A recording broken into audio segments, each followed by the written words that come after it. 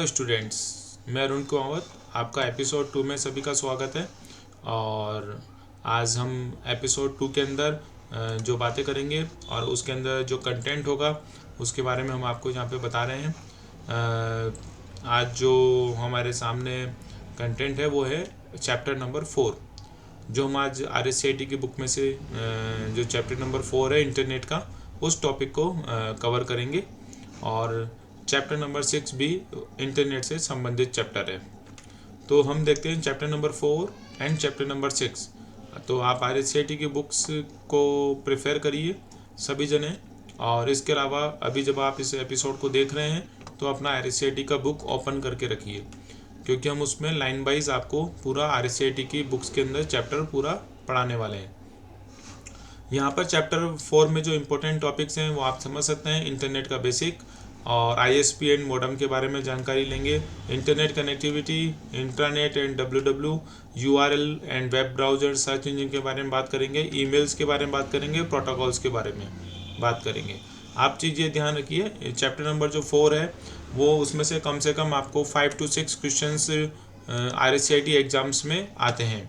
तो इस चैप्टर को हमको ईजी नहीं लेना है और अच्छे से समझना है, और एक एक लाइन जो RSCIT किताब की है उसको फॉलो करना है, क्योंकि जो पेपर बनता है वो आपका RSCIT एग्ज़ाम, RSCIT की जो बुक्स है उसी में से बनाया जाता है।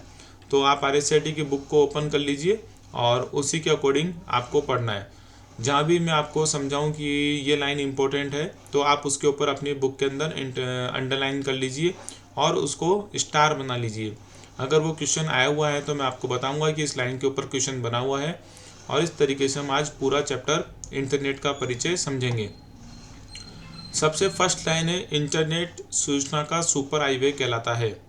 तो कई बार ये क्वेश्चन पूछा गया है कि सूचना का सुपर हाईवे किसे कहते हैं।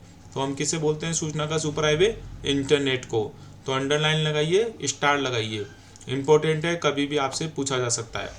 तो ये सूचना का सुपर हाईवे कौन कहलाता है? इंटरनेट।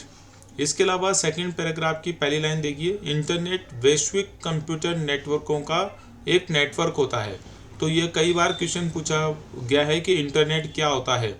तो इंटरनेट होता है कंप्यूटरों का नेटवर्क, कंप्यूटरों का नेटवर्क जिसके अंदर कई सूचनाएं और कम्युनिकेशन उपलब्ध होते हैं।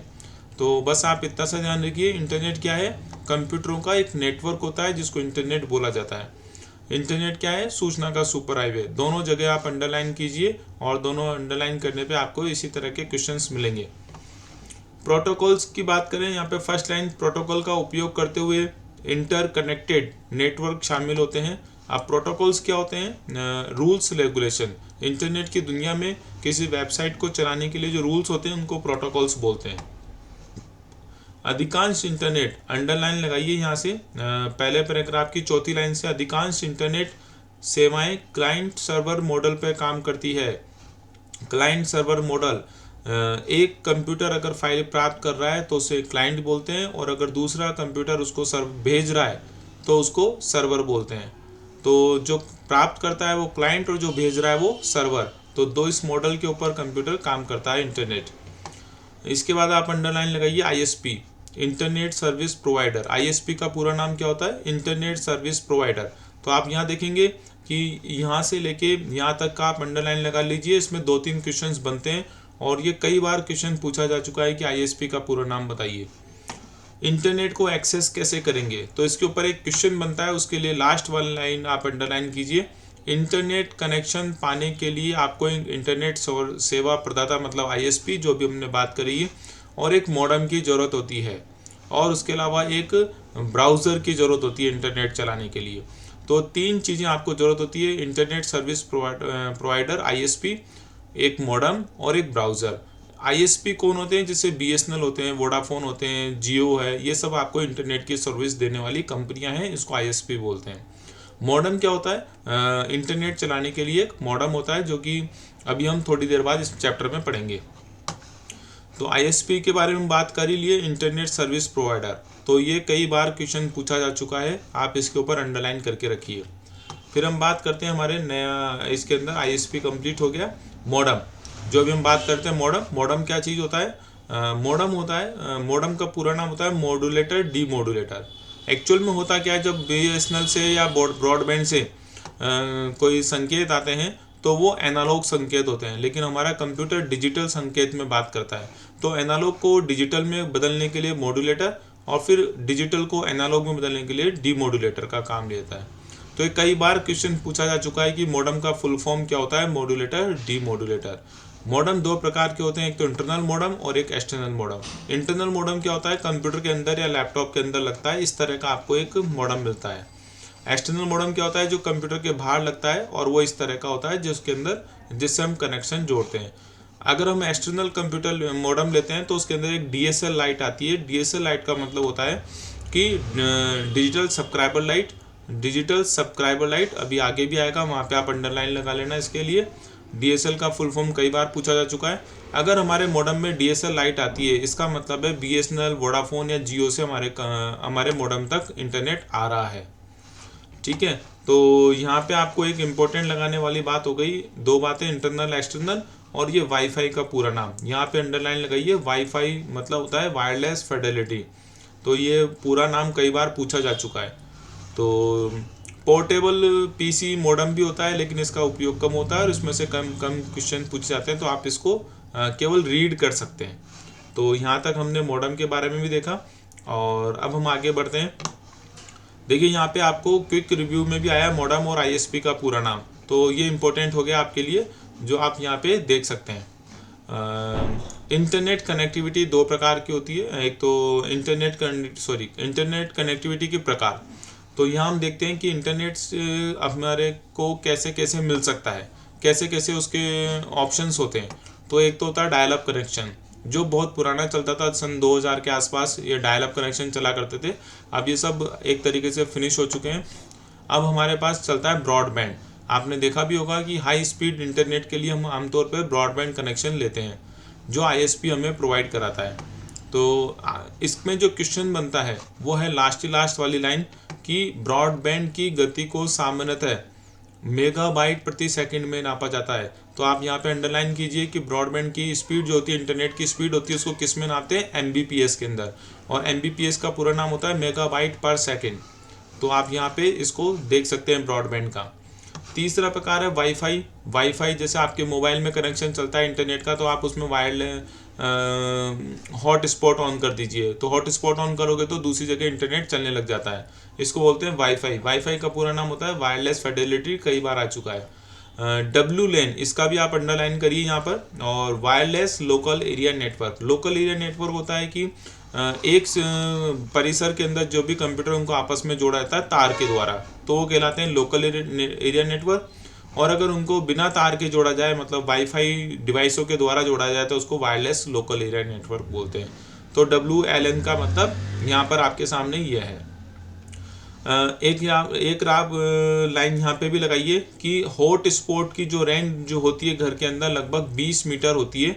जो हॉट स्पॉट बनाते हो आप लोग, जो मोबाइल में हॉट स्पॉट बनाते हैं, उसकी रेंज 20 मीटर तक होती है। तो आप यहाँ पे इस तरह से अंडरलाइन कर सकते हैं। DSL digital subscriber line, underline लगाइए इसका, कई बार आ चुका है। देखो वाईफाई का आ चुका है, DSL का आ चुका है, ISP का आ चुका है। ये सब आपको फॉर्म्स याद होना चाहिए, फुल फॉर्म्स आपको पता होना चाहिए। केबल आप देखेंगे आजकल जियो TV इंटरनेट कनेक्शन के द्वारा TV भी देता है और इंटरनेट भी देता है, तो ये उसी का प्रकार है। उपग्रह से भी, सैटेलाइट से भी हमको कनेक्शन प्राप्त होते हैं, और हम सैटेलाइट से भी ब्रॉडबैंड को ले सकते हैं। इसके बाद हम बात करते हैं मोबाइल की। मोबाइल से भी हम 3G और 4G सेवाओं के द्वारा इंटरनेट सुविधा प्राप्त करते हैं, जिसमें ISP हम सर्विस प्रोवाइडर कहलाता है वापस से। तो ये हो गया हमारा इंटरनेट। अब हम बात करते हैं इंट्रानेट की। इंटरनेट क्या होता है? एक इंट्रानेट एक निजी नेटवर्क है जो केवल उस संगठन के कर्मचारियों के लिए सुलभ होता है। तो आप इसको अंडरलाइन कीजिए, केवल एक कंपनी के जो कर्मचारी होते हैं उनके लिए एक नेटवर्क होता है, उसको हम बोलते हैं इंट्रानेट। तो हम यहाँ पे देखते हैं कि इंट्रानेट एक निजी नेटवर्क इस तरह से काम आता है। जैसे बैंकों के अंदर नेटवर्क होता है, वो बैंक वाले ही उसको आपस में जोड़ पाते हैं, तो वो वहाँ पे उसको यूज करते हैं। तो इस तरीके से हम देखेंगे ये कि इंट्रानेट के बारे में हमने समझा। इंट्रानेट और इंटरनेट के अंदर अंतर क्या है वो आप यहाँ से पढ़ सकते हैं। थोड़ा सा दो अंतर होते हैं, इंटरनेट और इंट्रानेट। इंटरनेट में कोई भी एक्सेस कर सकता है, जबकि इंटरनेट में केवल उससे संबंधित व्यक्ति ही उसमें एंटर कर सकते हैं।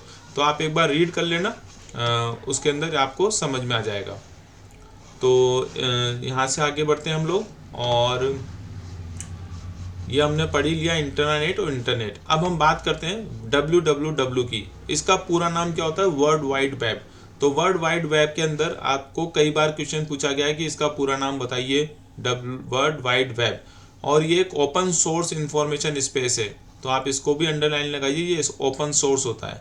मतलब www क्या होता है? किसी भी वेबसाइट का URL जो होता है उसके अंदर जो वेबसाइट्स होती है उसको पहचानने के काम में आता है, और एक ये लिंक बनाता है जिससे कि वेब पेजेस खुल सकें।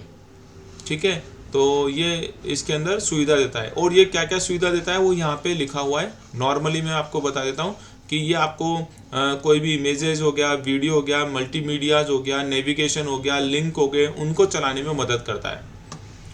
तो इंटरनेट और वर्ल्ड वाइड वेब एक दूसरे के स्थान पर इस्तेमाल होते हैं, लेकिन वे समान नहीं होते हैं। अगर आपसे कोई बोले कि इंटरनेट और www एक ही चीज़ है क्या? बोले एक चीज़ नहीं है।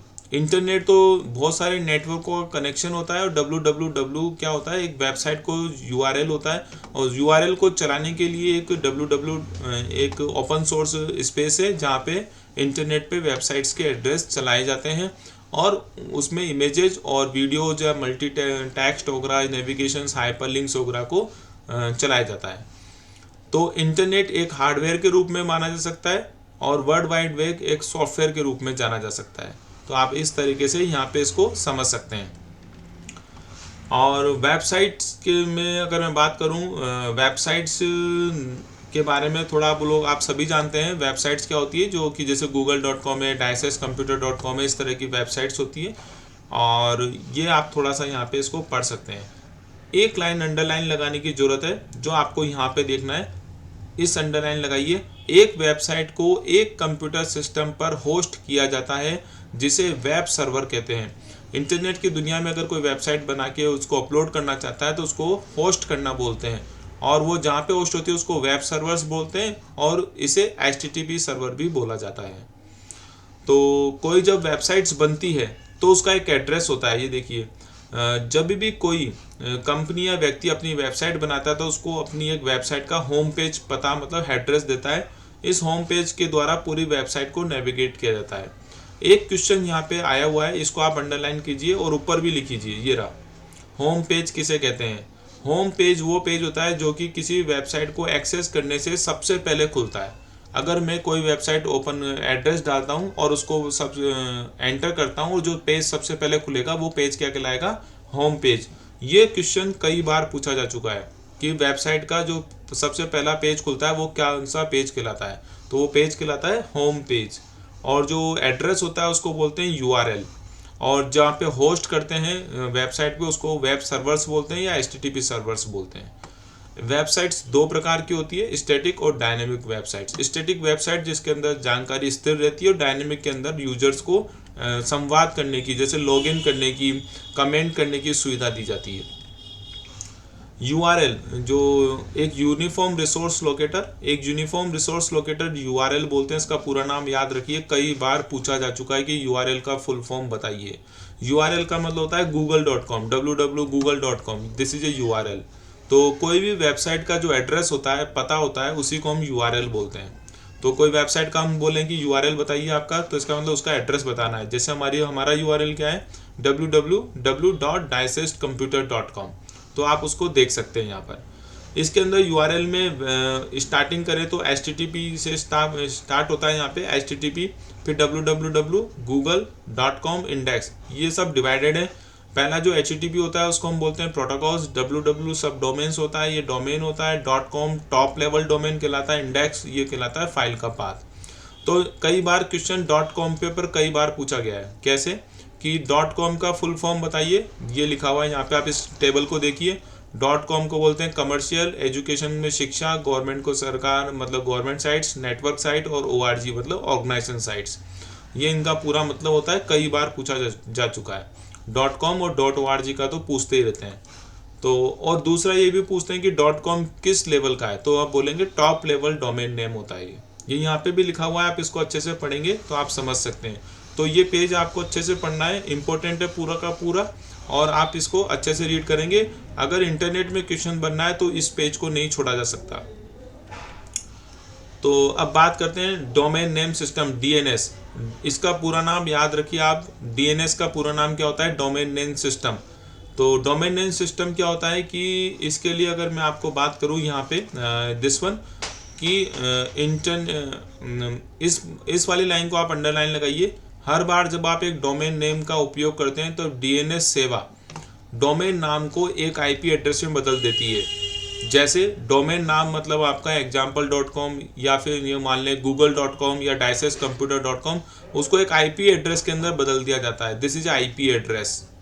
तो DNS क्या करता है, डोमेन नेम सिस्टम क्या करता है कि example.com को IP एड्रेस में बदल देगा, क्योंकि जो इंटरनेट का सिस्टम है, इलेक्ट्रॉनिक सिस्टम है, वो इंग्लिश भाषा नहीं जानता है, वो न्यूमेरिकल भाषा जानता है, IPs जानता है।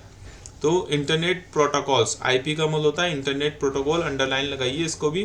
IP का फुल फॉर्म क्या होता है, और DNS का काम क्या आता है कि नॉर्मल वेबसाइट के एड्रेस को एक न्यूमेरिकल एड्रेस में बदलता है। कई बार ये क्वेश्चन भी पूछा गया है कि IP एड्रेस का सही तरीका लिखने का क्या है। तो 3 अक्षर यहाँ पर, 3 अक्षर यहाँ पर, 3 अक्षर यहाँ पर, 3 अक्षर यहाँ पर। तो इसमें 4 पॉइंट होते हैं, 1 2 3 और 4 पॉइंट के बाद फिर दोबारा फिर पॉइंट पॉइंट पॉइंट ऐसे, और तीनों में 3-3 अक्षर आते हैं, ये ध्यान रखना। हो अगर किसी में 4 आ जाए या फिर कोई 3 ही पॉइंट दे तो वो गलत होता है। This is a right, this is a IP address, और कई बार क्वेश्चन पूछा जा चुका है। अब हम बात करते हैं वेब ब्राउजर्स की। तो देखो, इंटरनेट चल गया, डोमेन नेम चल गया, सब कुछ हो गया। अब हमको हमारे इंटरनेट कंप्यूटर के अंदर ब्राउज़र चाहिए होता है जिसके अंदर हम चला सकें इंटरनेट को। हम MS वर्ड में इंटरनेट नहीं चला सकते, हम एक्सेल में इंटरनेट नहीं चला सकते, हमको उसके लिए चलाना पड़ेगा Google Chrome, Mozilla Firefox, internet explorer. ये एक एप्लीकेशंस होती है। पहली लाइन पे अंडरलाइन लगाइए कि ब्राउज़र क्या है, एक सॉफ्टवेयर एप्लीकेशन है जो वर्ल्ड वाइड वेब के कंटेंट को लोकेट करने, प्राप्त करने और रिट्रीव करने में इस्तेमाल करती है। मतलब ये क्या करेगी, वर्ल्ड वाइड वेब, जो मतलब आप www.dicescomputer.com को डालोगे, उसको दुनिया में सर्च करेगा, फिर उसको पकड़ेगा और फिर आपको दिखा देगा। तो ये काम कौन करता है, ब्राउज़र। तो इसको थोड़ा पढ़ना, इसके ऊपर कई क्वेश्चन पूछे जा चुके हैं। कई बार ऐसा भी पूछा जा गया कि इनमें से कौन सा ब्राउज़र है, इनमें से कौन सा ब्राउज़र नहीं है। ये सब आप पढ़ लेना, ये ब्राउज़र के बारे में बताया हुआ है। जब आप ब्राउज़र को यूज करते हैं तो refresh, stop button, home button, ये क्या होते हैं एक बार आप देख सकते हैं। ये रहे ब्राउज़र के नाम, क्रोम, मोजिला, ओपेरा मिनी और ये इंटरनेट एक्सप्लोरर। तो यहाँ पे आप सब इसको समझ सकते हैं, ये ब्राउज़र के नाम है।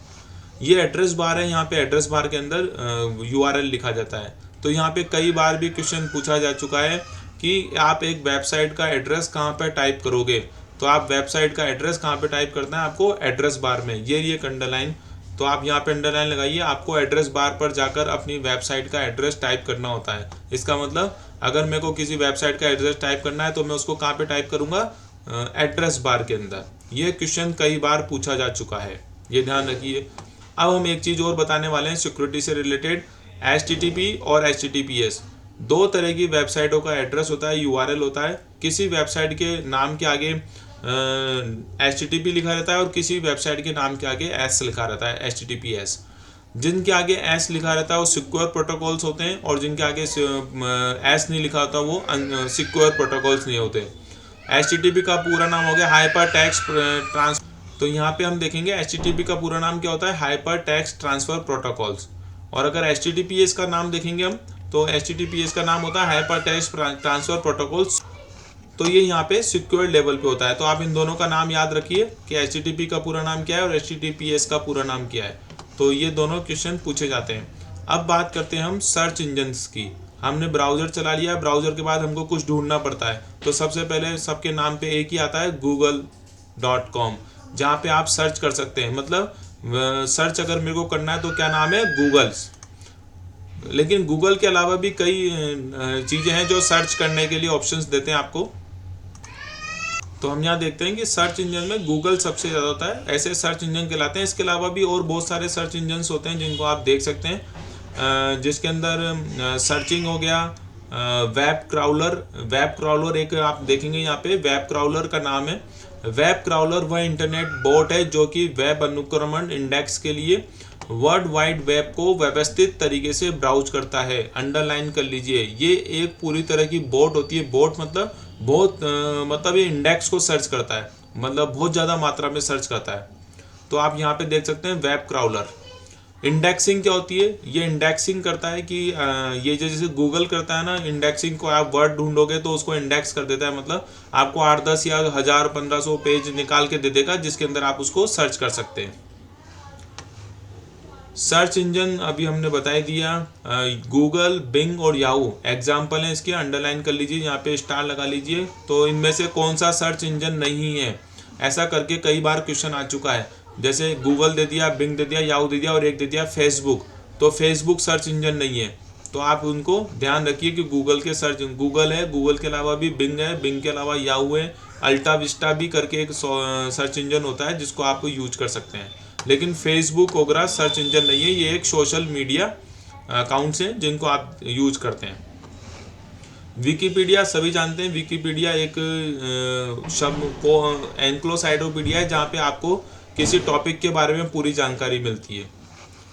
अब बात करते हैं हम ईमेल्स की। ईमेल इंपॉर्टेंट टॉपिक है, ईमेल के ऊपर आपको कई बार क्वेश्चन पूछा जा चुका है। ईमेल का पूरा नाम बताइए, यही कई बार क्वेश्चन आ चुका है, तो इसका अंडरलाइन करिए यहाँ पर, इलेक्ट्रॉनिक मेल, इसका पूरा नाम है इलेक्ट्रॉनिक मेल। ये क्वेश्चन कई बार आ चुका है। इसको 1993 से ईमेल अथवा ईमेल कहा जाता है। एक मैसेज को डिजिटल फॉर्म में लिखकर एक दूसरे को भेजा जाता है, इसको ईमेल कहा जाता है। ठीक है, तो अब हम बात करते हैं यहाँ पे ईमेल्स के में। तो जनरली सभी जने हमने जब आपको ट्रेनिंग्स देते हैं तब आपको ईमेल के बारे में पूरा समझाया जाता है कि ईमेल के अंदर क्या क्या होता है, ईमेल का पता कैसे होता है। फिर भी हम यहाँ पे एक बार आपको बता देते हैं कि ईमेल का कैसे लिखा जाता है। जैसे यहाँ पे देखिए, jismith@example.org या लोकल पार्ट @डोमेन। तो जैसे किसी का ईमेल एड्रेस होता है, उसमें @ से पहले का जो अक्षर होता है वो यूजर नेम कहलाता है और उसके बाद का अक्षर डोमेन नेम कहलाता है। तो ये ईमेल के तरीके हैं जिसको आपको देखना होता है। इसके ऊपर कई बार क्वेश्चन बन चुका है कि @ से पहले का जो चीज़ लिखा हुआ है वो क्या है, तो आप उसको बोलेंगे यूजर नेम, और @ के बाद का जो लिखा रहता है उसको बोलेंगे डोमेन नेम।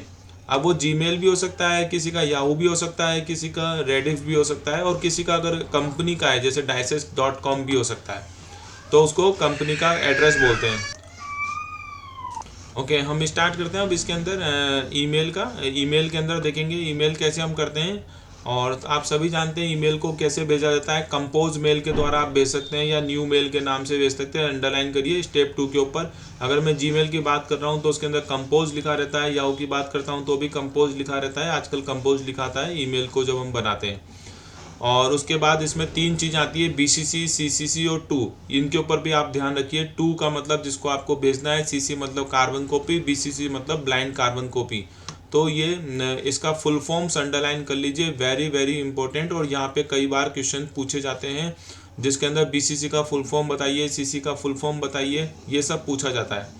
तो आपको यहाँ पे अच्छे से पूरा इसको समझना होगा। नया मेल कैसे भेजते हैं, कंपोज करके भेजते हैं, और ये इनका पूरा नाम आपको पता होना चाहिए। सब्जेक्ट फील्ड के अंदर हमको सब्जेक्ट डालना होता है, मैसेज फील्ड में हमको मैसेज टाइप करना होता है, और उसके बाद आप सेंड करते हैं। एक चीज़ और, अगर मेरे को इस ईमेल के साथ में आपको कुछ भेजना है, जैसे ईमेल के साथ में आपको MS वर्ड की फाइल भेजनी है, फ़ोटो भेजना है, तो आप एक अटैच नाम का बटन होता है, उस अटैच नाम के बटन से आप इसको भेज सकते हैं। तो कई बार क्वेश्चन पूछ सकते हैं कि हमको अगर भेजना है किसी के साथ में कुछ लगा के, जैसे MS वर्ड की फाइल या एक्सेल की फाइल, तो हम उसको ईमेल के द्वारा अटैच के द्वारा भेजा सकता है। तो आपको ये ध्यान रखना है। देखो 2 CCC BCC सबके बारे में यहाँ पे बता रखा है, ये इंपॉर्टेंट है, अंडरलाइन कर लीजिए और इसको पढ़िए बार बार, और इसके ऊपर से कई क्वेश्चन बनते हैं। जीमेल को खोलें, कंपोज करें, अटैच करें, अपलोड करना चाहते हैं उनको अपलोड करें, और फिर ओपन करके और उसको अटैच कर सकते हैं। तो ये अटैचमेंट के लिए आपको यहाँ पर है कि अटैच करके आप भेज सकते हैं। अब आप अटैच करके क्या क्या भेज सकते हैं, आप इमेज भेज सकते हैं, ठीक है, आप और अटैच करने के बाद इमेज भेज सकते हैं, MS वर्ड की फाइल भेज सकते हैं, एक्सेल भेज सकते हैं, लेकिन कोई फोल्डर नहीं भेज सकते, ठीक है, ये ध्यान रखना आप। और हम यहाँ पे इसको आगे बढ़ाते हैं। ये सब कंप्लीट हो गया, आप इसको पढ़ लेना एक बार। यहाँ पे एक इम्पोर्टेंट बात अंडरलाइन लगाइए कि 25 MB से ज़्यादा आप नहीं भेज सकते। अगर आप एक जीमेल कर रहे हैं तो आप उसमें 25 MB से ज़्यादा ईमेल नहीं भेज सकते हैं। अटैचमेंट, तो अटैचमेंट की साइज कितना होना चाहिए, 25 MB। तो इस तरह से हम देखेंगे कि यहाँ पे ये कई वेबसाइट्स हैं जो आपको खोल खोल के बता रहे हैं, जैसे RPSC की साइट से जहाँ पे आप बढ़ सकते हैं। तो आपको ये पढ़ना है सभी को, ये RTI का पोर्टल है, आप इसको देखना है। तो इस तरीके से आप देखेंगे यहाँ पे कई चीज़ें हैं। इस चैप्टर के बाद में आपको क्वेश्चन आंसर दे रखे हैं, वो आपको क्वेश्चन आंसर पूरे अच्छे से करने हैं, और उसके आंसर भी आपको वहाँ पे दे रखे हैं आपकी बुक के अंदर, ये आपको करना है। तो ठीक है, आज हमारा चैप्टर नंबर 4 कंप्लीट होता है और आप इसको पढ़िए। इसमें से कम 4 to 5 क्वेश्चंस इंटरनेट के टॉपिक्स में आते हैं, 4 में से और चैप्टर नंबर 6 में से। तो अभी हम आज चैप्टर नंबर 4 लिया है हमने एपिसोड 2 में। अब हम नेक्स्ट एपिसोड के अंदर चैप्टर नंबर 6 में बात करेंगे। जब तक आप अपने चैप्टर नंबर 4 को अच्छे से समझिए, अच्छे से करिए, क्योंकि इसके क्वेश्चंस बनते हैं और कम से कम 5-6 क्वेश्चन बनते हैं इंटरनेट के टॉपिक्स के ऊपर से। तो आपको कोई भी डाउट्स होता है, आपको कुछ भी होता है, तो आप कमेंट्स में लिखिए या फिर हमको व्हाट्सअप करके भेजिए, और हम लोग आपको वहाँ पे पूरा आंसर देंगे। और इस तरह से आप लोग हमसे जुड़ सकते हैं। आप हमारे चैनल को सब्सक्राइब करिए, और सब्सक्राइब करने से आपको हमेशा इसमें से जो भी एडिशनल ऐड होंगे वो आपको यहाँ पे वीडियोस आते रहेंगे। और सब्सक्राइब करके लाइक भी कीजिए और शेयर करिए। धन्यवाद। अरुण कुमावत, डायसेस्ट एजुकेशन प्राइवेट लिमिटेड से। Thank you.